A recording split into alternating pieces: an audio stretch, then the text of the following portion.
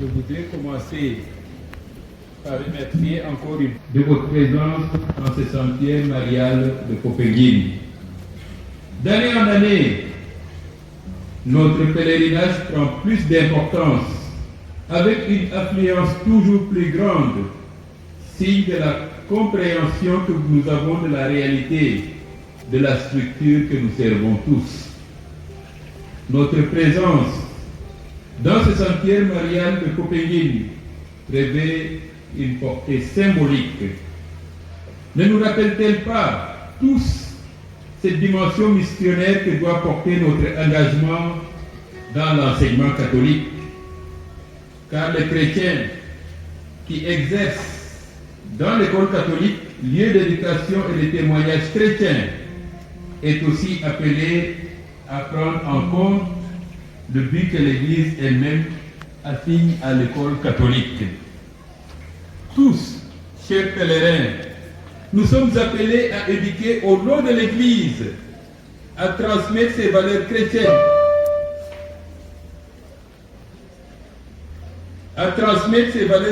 inspirées de l'Évangile qui façonne l'humain. L'éducation que nous donnons dans nos écoles et pour laquelle les familles nous font confiance, en respectant les différences des élèves, a surtout le goût de l'Évangile. Et notre responsabilité à nous tous aujourd'hui est que cette saveur de l'Évangile ne disparaisse jamais de nos écoles. La lumière de l'Évangile doit briller dans nos écoles à travers l'engagement fort de chaque acteur du milieu. C'est ainsi que nous travaillerons véritablement à la promotion de la personne humaine, comme nous le recommande l'Église.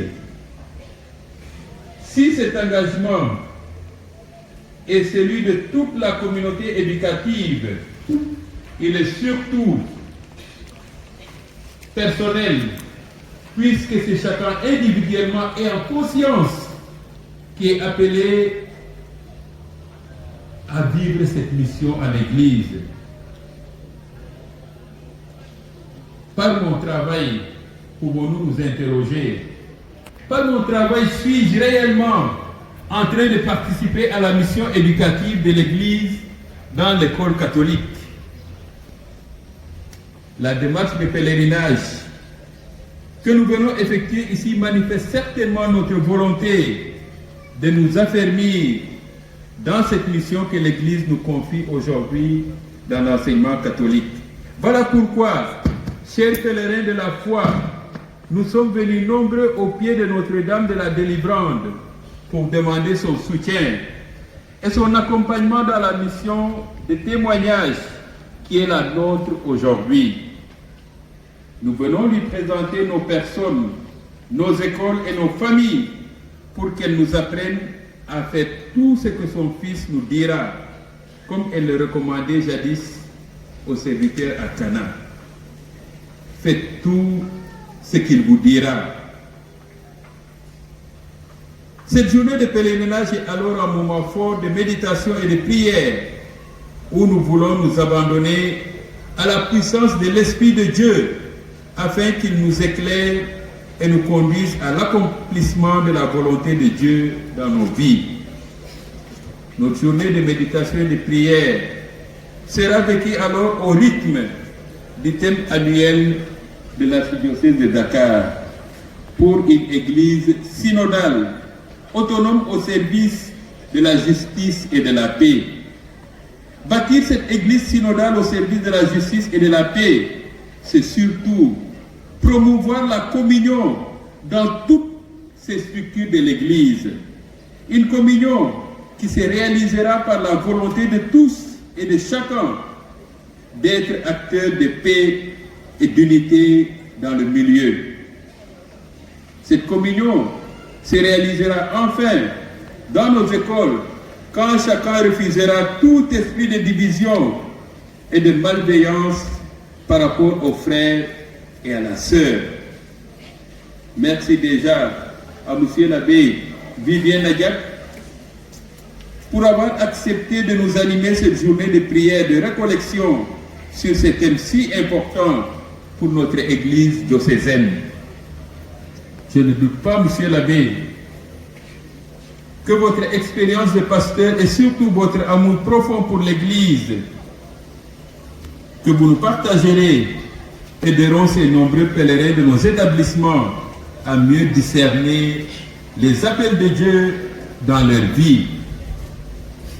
Par ma voix, Monsieur l'abbé, c'est tout l'office diocésain de l'enseignement catholique de Dakar qui vous dit toute sa gratitude pour votre contribution à la vie spirituelle de son personnel ici rassemblé.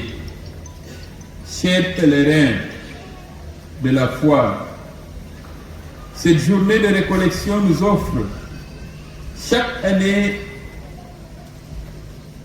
notre calendrier de l'ODEC est une occasion de réaffirmer l'identité de notre école catholique et de raffermir notre ancrage, notre engagement chrétien dans notre milieu professionnel.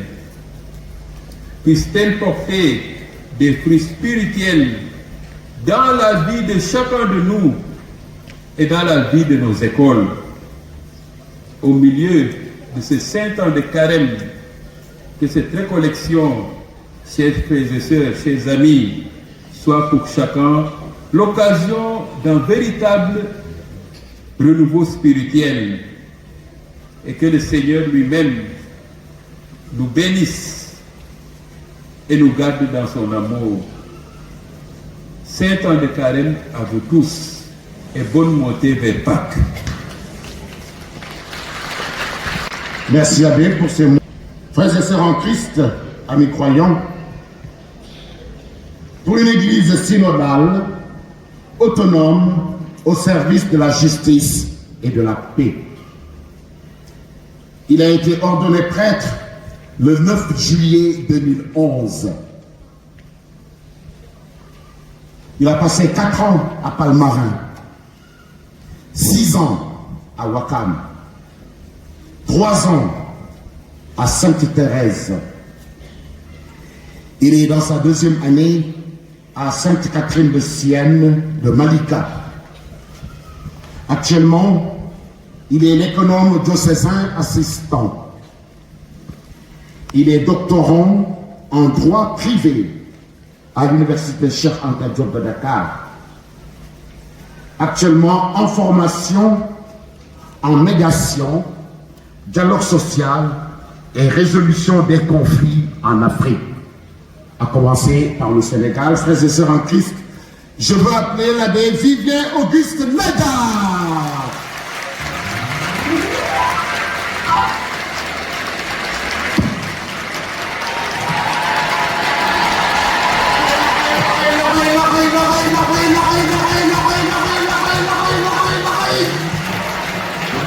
Voilà. Alors, autant nous l'avons applaudi, autant nous allons l'écouter religieusement.